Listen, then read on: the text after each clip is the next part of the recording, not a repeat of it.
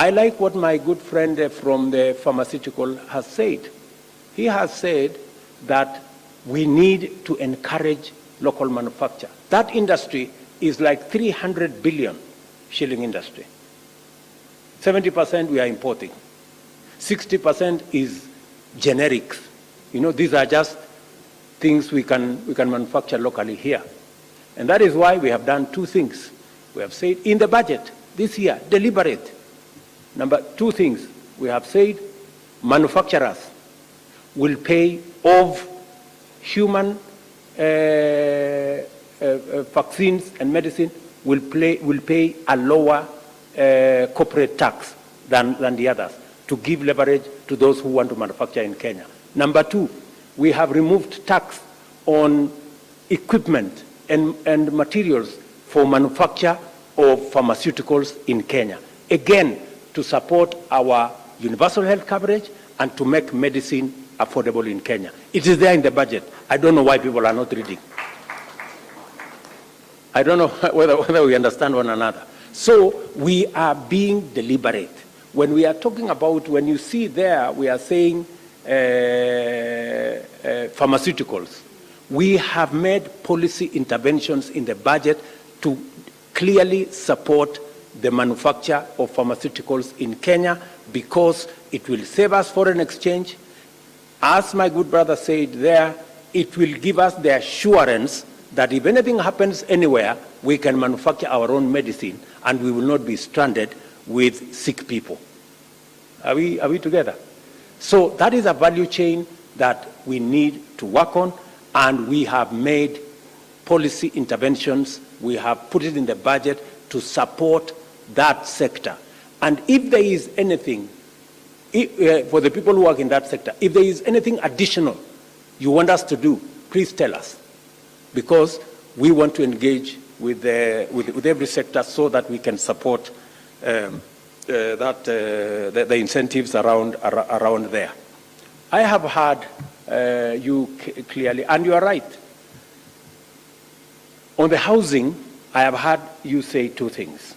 Mesema, governance is an issue. Number two, you have said, maybe not now, maybe later. Yeah? Those are the two things I had. So, governance, yes. Governance is an issue.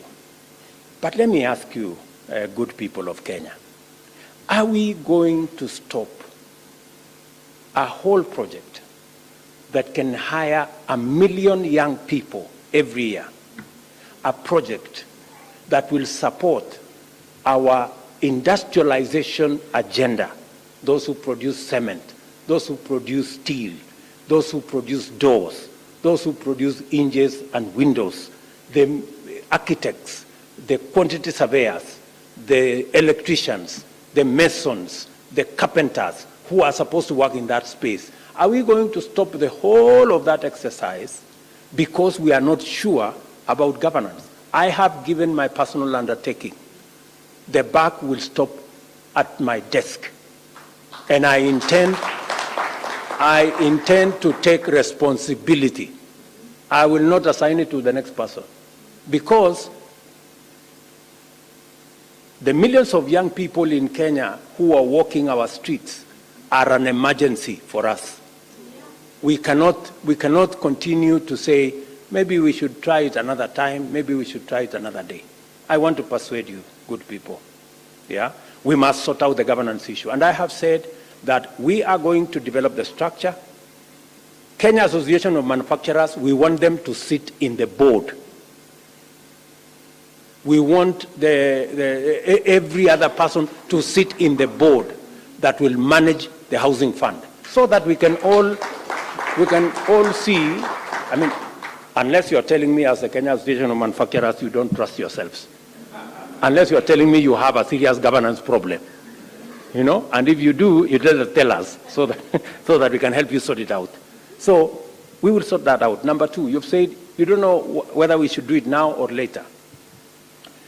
Let me tell you, and let me just say, on that issue of governance, it is actually the classic case of throwing out the baby together with the bathwater.